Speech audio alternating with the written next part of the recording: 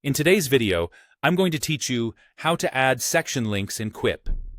This is a simple technique that saves time and makes your documents easier to navigate, especially when you're working with long docs, structured notes, or even embedded spreadsheets.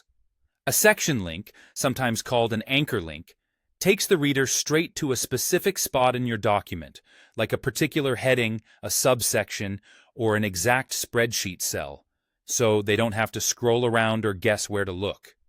Start by opening your Quip document and finding the exact place you want to point people to.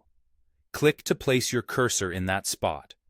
This could be in the title of a section, inside a heading line, within a paragraph underneath a heading, or right in a spreadsheet cell if you need to reference data.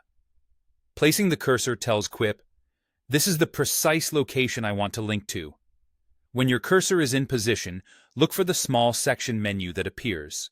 Depending on your layout, this menu may pop up next to the heading in the left margin or as a contextual toolbar near your cursor. If you don't see it immediately, try hovering your mouse near the section title or clicking once on the heading or cell to reveal the options. In that menu, choose Copy Anchor Link. This command creates a unique link that targets the exact spot you selected. As soon as you click Copy Anchor Link, Quip puts that link on your clipboard.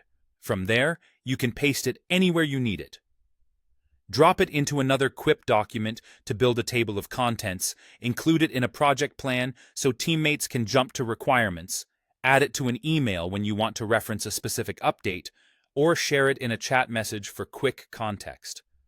Use your usual paste shortcut and consider adding a short label or sentence around it so people know what they'll see when they click.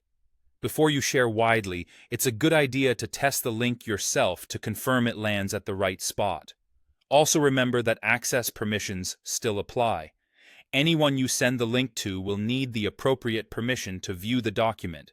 Otherwise, they won't be able to open it. That's all there is to it.